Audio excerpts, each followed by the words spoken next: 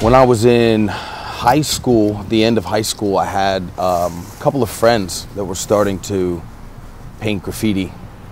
That's what initially got me started, was watching them do it. And you know, I always liked to draw, I always liked to paint, do anything with art all my life growing up.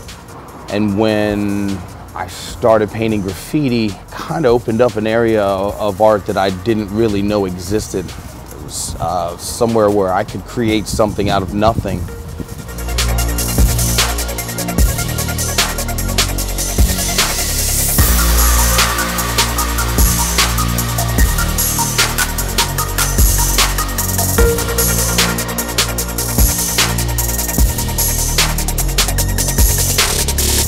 I'm in MSG crew, got down with the crew in about 1997, somewhere around there. Doper, he's the man, he's the one who convinced me to join the crew. I was reluctant at first.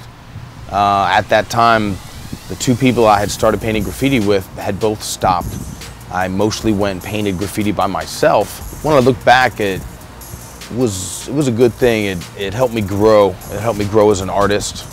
Being around so many other like-minded people helped me to learn and figure out exactly where I wanted to be as an artist.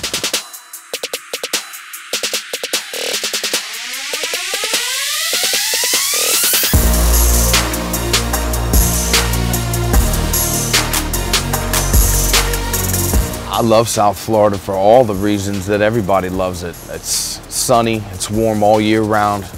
Love the sun, love the beach, and I love that there's people from all over the world here. I think that we're lucky to be exposed to so many different cultures on a daily basis. I can't imagine living anywhere else, to be honest.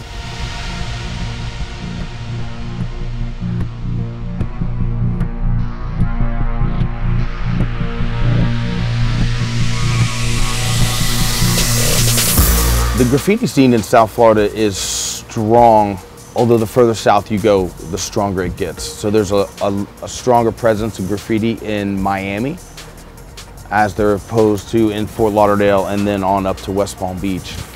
Although it's everywhere, the cities in Broward County and West Palm Beach counties tend to buff the graffiti much faster. Maybe because there's a little bit less of it going on as well. You know, the scene grows every day.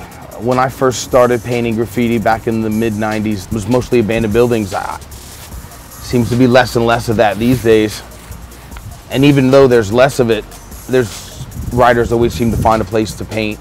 You know, up here in Broward County and Broward and Palm Beach counties, the buff is very strong. They eradicate the highly illegal graffiti very fast. But there are still spots, abandoned buildings and places like that where you can go and get your fix in. First of all, anybody and everybody who's out there doing it is inspiration to me. All of those riders that have that real high motor and are able to bomb the streets continually and have their name all city.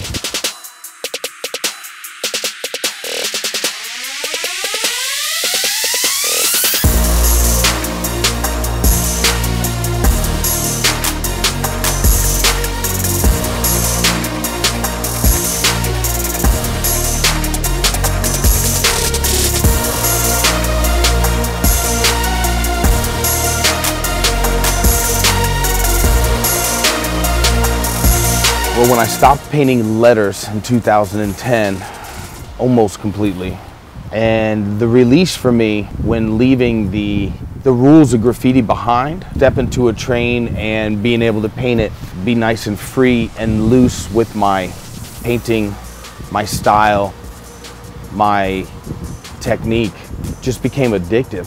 It kind of reinvigorated me into art, into painting again. I hadn't felt like that since I started painting graffiti in 1995. And back then I preferred to paint wild style pieces, very abstract.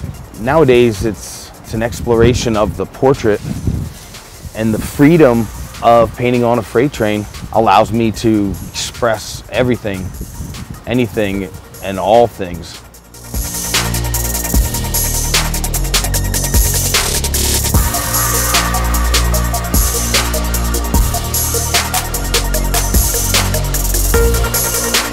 Every once in a while I'll use a reference from my phone or maybe a drawing that I've done at home. Use that to sketch from on the train, but in the past 3 to 5 years it's very rarely. It's more of a spontaneous purge of emotion, frustration, life struggles, and addiction. How much addiction hurts so many people in this world, besides the person that's addicted. It's something that overtakes people. It overtakes their heart, it overtakes their mind, takes them to places where they're not even the same person anymore. Sometimes they come back, sometimes they don't. Sometimes they die, sometimes they live.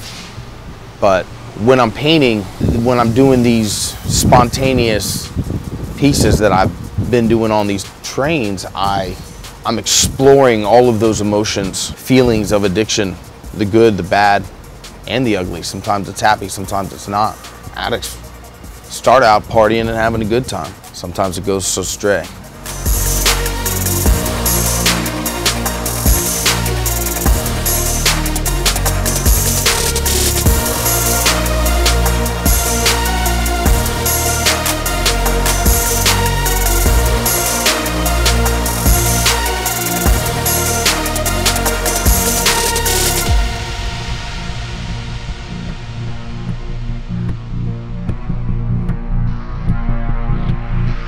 I basically draw the images from my head, you know, just pull on past experiences and past images from my life, surroundings, and I pull from those images, but strictly out of my head, just put it down in that reference. You know, I don't have a starting point even. I usually just stop, breathe, stare at the train for a few minutes, and just paint.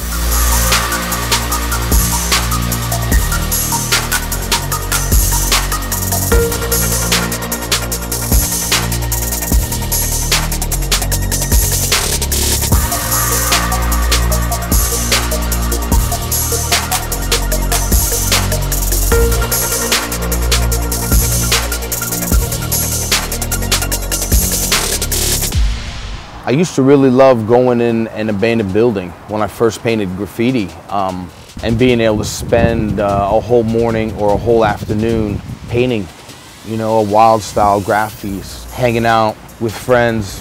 To be honest, besides painting in that environment and occasionally, you know, painting in the streets, I didn't do a lot of painting or drawing. I was always really on a wall or in a building, you know, some sketchbooks here and there, but it wasn't until recently that I started putting more time and effort into some canvases. It's no joke when you're out bombing like the city in other places where you can paint on anything. It must be incredible to be able to walk down the street and just write your name on something without any repercussions. Here you got to do it, hope nobody's watching.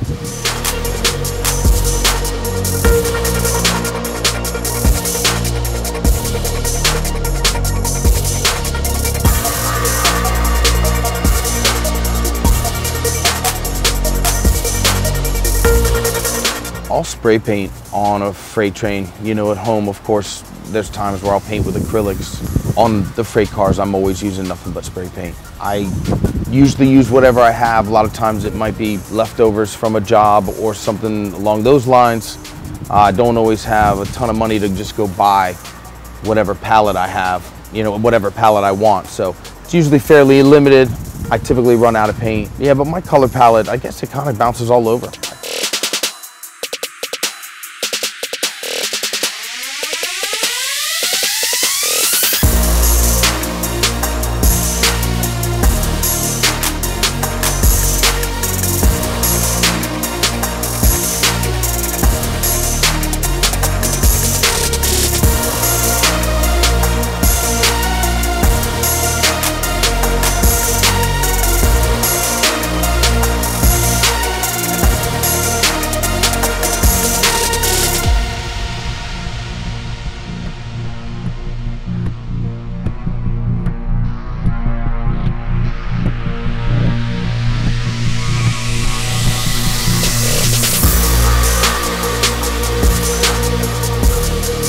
I don't know where my career will be in the next 10 years. Who knows? Hopefully I'm still able to paint. Hopefully I'm still creating something.